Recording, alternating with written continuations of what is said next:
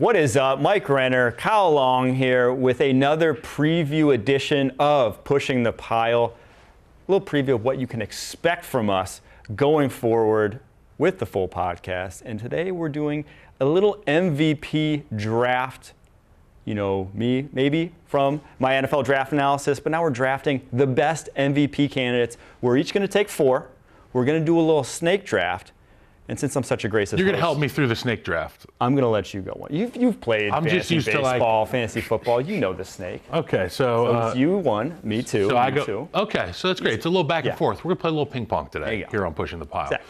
So for me, I mean, it's the no-brainer. It's the guy who's searching for his 3rd straight Super Bowl win. It's Patrick Mahomes, without a doubt. I expected this. You go and look at what Brett Veach and Andy Reid and Patrick Mahomes, who's essentially become a GM. He's a partial owner in the Kansas City Royals. And I mean, the guy's taken ownership in many teams around the country. But look, he's going to take ownership of that MVP again this year. I just have a sense that this rock star and his band of just misfit toys with Chris Jones, Travis Kelce, the whole group, I mean, it's hard to beat. And when I think about Patrick Mahomes and any struggles that he's had, I go and look at the Super Bowl. I look at Nick Bosa's contain rushes on Patrick Mahomes to keep him from flushing to the right side. Patrick doesn't fret. He just changes who he is. He has to become Lamar Jackson in the Super Bowl, run a couple read options, run a speed option here and there. These are the things that these superstars in the league can do. Patrick Mahomes is the biggest superstar in the NFL. I think it's an easy pick, number 1, Patrick Mahomes. And they got Xavier Worthy, Hollywood Brown, the speed, the deep threat that they were missing. That, like Mahomes last year, the lowest average depth target of his career, lowest in the NFL.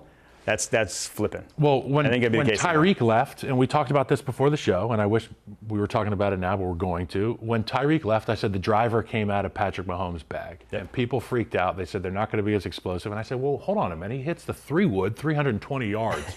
And turns out he hits the 3-wood better than he hits the driver. So here we are. You put a driver back in his bag. My God, watch out. Yeah, exactly. And I, again, expected this. He wasn't even on my draft board because I didn't have the number 1 overall pick. That's good. That's good. I expected that to be the case. That's smart. My number 2 overall pick is the guy who is going to be that second-year leap to the MVP that we've seen so often. Patrick Mahomes is one of them. Lamar was one of them. C.J. Stroud. Yeah. Because if he makes any sort of leap, he's an MVP. Because that's how good he was as a rookie, one of the best rookie seasons of all time. And oh, by the way, they added Stephon Diggs this offseason to an already what I thought was a loaded wide receiving core last year. Didn't lose anyone from it this offseason. That O-line looks solid.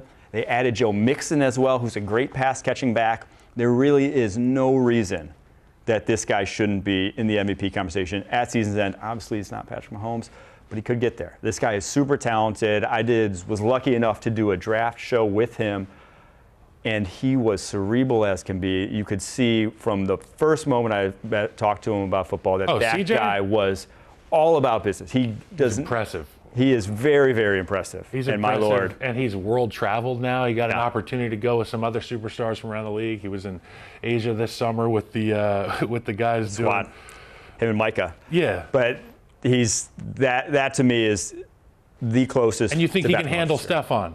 You think that Stephon always, the honeymoon with Stephon's always amazing. I've been around stars before. I've been around ones that are easy to they're palatable, and some are not palatable. I don't know Stephon Diggs, but I know that obviously him and Josh could have had a better ending to things. Well, it's not year 3 or 4 with Stephon. That's when he has respect for CJ enough to go and tuck his shirt in the right way, right? It's like Terrell Owens the first year he went anywhere. He was the best teammate of all time. By the end, you wanted him out of town. That's what it's going to be like. That's funny. All right, my other snake draft, 3rd pick here.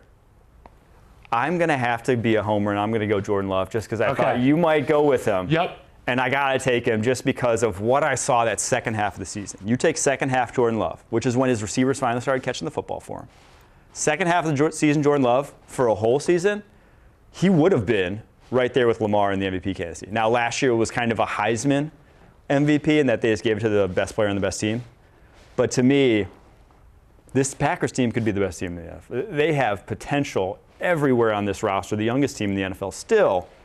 And with Jordan Love, what I saw was impressive last year. They can do it any number of ways. And the thing that I love about Jordan is obviously we're all enamored with the things he can do with the football in his hand and how effortless he makes it look. But when things go wrong or when things don't go right and they pan to Jordan Love on the sideline, he has that Mahomes energy about him in terms of that quiet before the storm. You can see a guy who is focused, who is usually solitary over there on the sideline, because it's not because his guys don't want to hang out with him. It's because they're like, let Jordan cook. He's steaming right now. He's going to go out there, and we're going to throw the ball to Christian Watson for 83 yards next drive. And that's what I like about Jordan Love. That's a really good pick. So now I get 4 and 5. 4 and 5. So I'm going to go Josh Allen. And we talked about the offensive line earlier. We talked about the departure of Stephon Diggs, and I know that sometimes a nice clearing of the air can be good, whether it's conversationally or just vacating the premises like Stephon did. I think that Josh Allen is the trump card in any matchup because he's as big as I am, he's as fast as you are, and he plays quarterback like neither of us can. And when you talk about the Buffalo Bills, that football team is a really good football team. It's a complete football team. And the most complete guy is their quarterback. And there were situations last year, weeks where we'd say, he's a shoo-in for it. This is our MVP. Yeah. I expect him to pick up his dribble from last year, midseason, and find a way to just go dominate. I think the offense is going to look a little bit different. I really like their guy in the booth up there from LSU a whole lot. When he came into the booth last year, that offense took on a new identity. I think they're going to continue to build on that, and this is Josh's MVP year. And if it isn't, Lamar Jackson. Okay. It's my fifth pick. Because look, not as much is going to be asked physically of Lamar Jackson early on in the season because of the roster they have put together.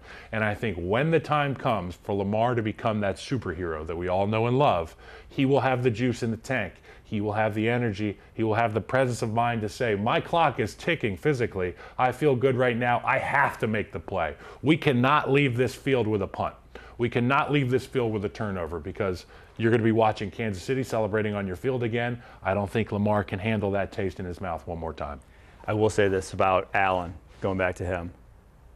I'm not sure he's the type of quarterback that necessarily needs an elite wide receiving core. He's the kind of quarterback that if you give him a good O-line, he's going to produce regardless, I think. And they have a damn good O-line there this year. Lamar, back-to-back MVPs, I think voter fatigue will get the best of them. And also he's going to be handing off to Derrick Henry a lot, too. He's going to be handing off to Derrick Henry, but that, like we said earlier, there's going to be so many explosives that play off of, okay, Derrick, we're going to pretend to give you the ball front side. You're going to go clobber that defensive end, and Lamar is going to go out here, set up his launch point behind the left tackle, and we're going to find out how far Lamar Jackson can throw the ball this year. I firmly believe we're going to see a lot of running early on in the year, and then we're going to see 6- and 7-man shot protections from Lamar Jackson. I think it's going to be a new look for him. It'll be a lot of fun to watch. A lot of chalk from you. And I'm going to go chalk here with the remaining board because you had Patrick Mahomes, who's plus 500, the favorite to win the MVP. Josh Allen, plus 800, second favorite. I'm going to go Joe Burrow, who's the third favorite right now, Cincinnati Bengals quarterback, at plus 1,000 because he has the best offensive line of his career. And now the wrist, that worries me. The fact that he's only just getting cleared, that it was a fairly serious injury on his throwing hand, that worries me.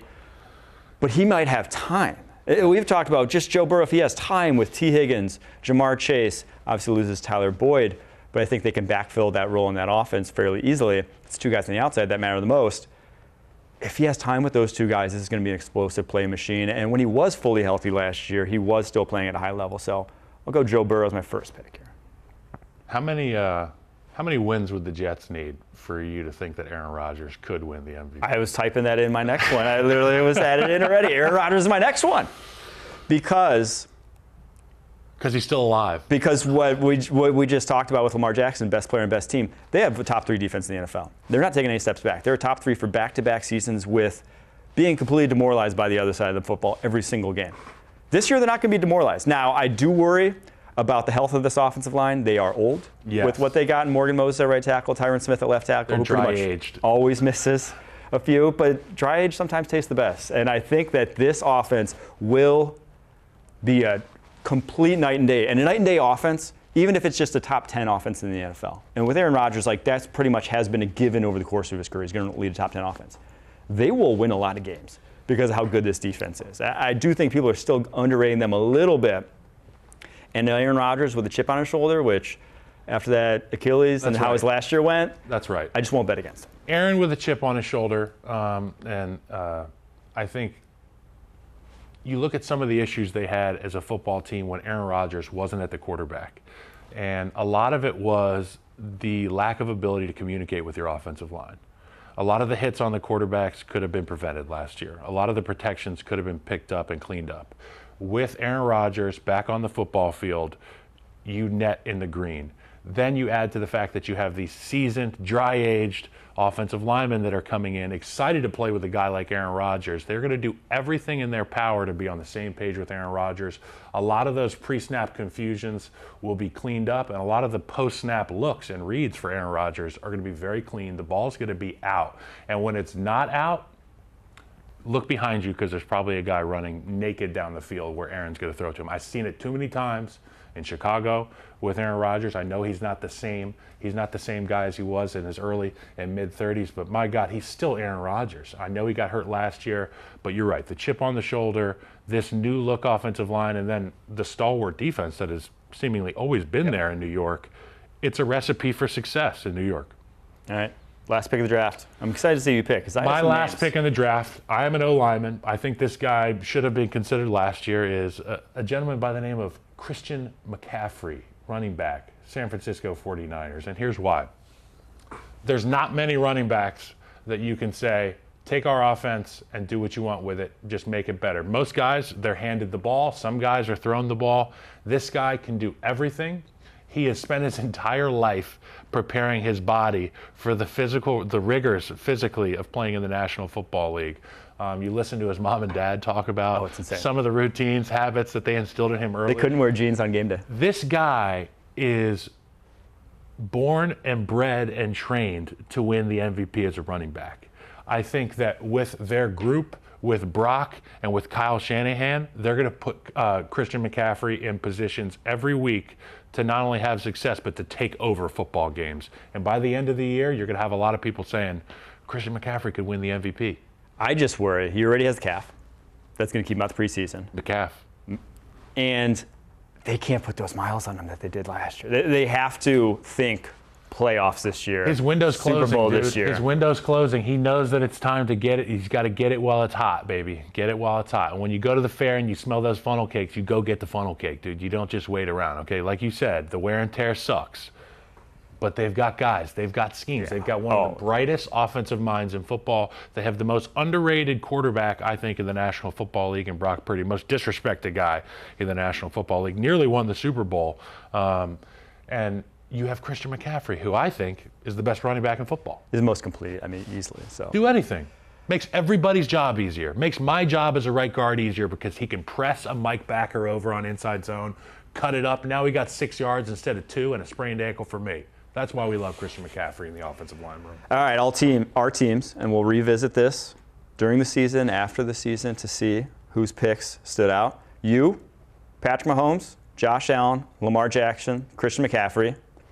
May have heard of those guys. Me, C.J. Stroud, Jordan Love, Joe Burrow, Aaron Rodgers. Those are fun picks you have. I'm happy with it. I got like the wild cards. I'll root for your C.J. Stroud. I got the wild cards. I don't want to root for Aaron Rodgers because it's just like, it's diabolical coming from where I've been. But I'll root for C.J. Stroud. I love that guy.